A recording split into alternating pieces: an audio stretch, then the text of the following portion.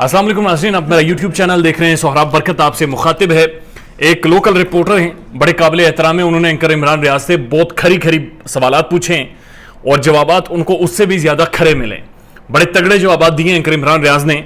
और एंकर इमरान रियाज साहब वो पहले साफ़ी अभी तक कम अज़ कम मेरी जो मैं इतने अरसे से टीवी स्क्रीन और अखबारात को फॉलो कर रहा हूँ और रिपोर्ट कर रहा हूँ, पहले साफ़ी हैं जिन्होंने खुलकर उस इंटरव्यू में उस रिपोर्टर को कहा है कि 100% एस्टेब्लिशमेंट इन्वॉल्व थी रिजीम चेंज कॉन्स्पिरेसी में जो पाकिस्तान के अंदर हुई है, यानी इमरान खान की गवर्नमेंट गिराई गई है। एग्जैक्ट जो इमरान रियाज के अल्फाज थे वो थे 100% एस्टेब्लिशमेंट इन्वॉल्व थी, ये साथ शामिल थी जिन्होंने इमरान खान की गवर्नमेंट गिराई है। साथ साथ उन्होंने ये कहा कि क्यों आधी रात को अदालतें खुली और जरदारी का पैसा इस्लामाबाद कैसे पहुंचा, इसके लिए कोई हवाई रास्ता नहीं इस्तेमाल हुआ, कोई सरकारी रोडें इस्तेमाल नहीं हुई, फिर पैसा इस्लामाबाद कैसे पहुंचा और डिस्ट्रीब्यूट किया गया। 100% एस्टेब्लिशमेंट इन्वॉल्व थी। इंटरव्यू में पूरी उन्होंने क्या बातें की हैं, सवालात मैंने स्किप कर दिए हैं, लेकिन अहम बातें जो इमरान रियाज साहब ने की हैं वो आपकी खिदमत में पेश कर देते हैं। इमरान रियाज साहब से पूछा गया कि आप इमरान खान की हमायत क्यों करते हैं। उन्होंने कहा क्या करूं अगर इमरान खान की हमायत ना करूं तो, यहां मैं जानिबदार हूं, क्या फर्क पड़ता है अगर मैं जानिबदार हूं तो, या लोग मुझे जानिबदार कहते हैं या लोग मुझे ये कहते हैं कि इमरान खान का हमायती है, तो इससे क्या फर्क पड़ता है। साथ साथ उनसे पूछा गया कि नवाज शरीफ के अंदर एक भी चीज सही नहीं है, सब चीजें गलत है।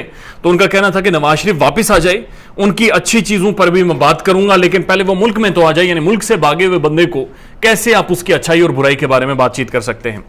फिर उनसे पूछा गया कि समा न्यूज से आपको क्यों निकाला गया, तो इस पर उनका कहना था कि समा पर हलीम खान जैसा चाहते थे मैं वैसा नहीं बोल सकता था, वो मुझे लाए थे और उसके बाद उनकी हिदायत थी कि जैसा हम चाहते हैं आप वैसा बोलें। और जब उन्होंने मुझे निकाला तो डायरेक्टली नहीं कहा, बल्कि मेरे प्रोड्यूसर को पीएमएलएन पाकिस्तान मुस्लिम लीग नून के एक रहनुमा ने, यानी पीएमएलएन के गेस्ट ने मेरे प्रोड्यूसर को फोन करके बताया कि आज इमरान रियाज का प्रोग्राम नहीं है। यानी आप अंदाजा लगाइए कि समा न्यूज का प्रोग्राम है, एंकर इमरान रियाज को नून लीग का एक शख्स फोन करके कह रहा है कि आज आपका प्रोग्राम नहीं है। उसके बाद वो कहते हैं कि उनसे पूछा गया कि अपोजिशन के सलीम साफी वगैरह को लोग लिफाफा बोलते हैं, तो आप लिफाफी नहीं है जो इमरान खान की तारीफें कर रहे हैं। तो उनका कहना था कि अगर लोग मुझे लिफाफा बोलते हैं तो मुझे कोई फर्क नहीं पड़ता, आप समझते हैं कि मैं लिफाफा हूं। उन्होंने कहा नहीं, हमें तो नहीं लगता आप लिफाफा हैं। बहुत शुक्रिया, आप खुलकर जवाब दे रहे हैं। तो इस पर एंकर इमरान रियाज ने कहा मैं अभी भी खुलकर जवाबात तुम्हें नहीं दे रहा, अभी भी सही से जवाबात नहीं दे रहा।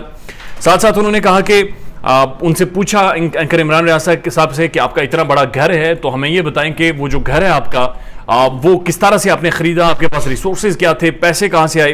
तो इस पर इमरान रियाज साहब का कहना था कि अंदाजा लगाएं मेरी कितनी इनकम है महीने की। रिपोर्टर ने कहा कि तकरीबन 40 लाख आपको समा टीवी देता था और 40-50 लाख आप यूट्यूब से कमाते होंगे, 1 करोड़ रुपए के करीब आपकी इनकम होगी। तो उन्होंने कहा कि नहीं, ऐसा नहीं है, इससे कई गुना ज्यादा मेरी इनकम है और जितना बड़ा मेरा घर है ऐसे 2 घर में हर 2 महीनों में खरीद सकता हूं।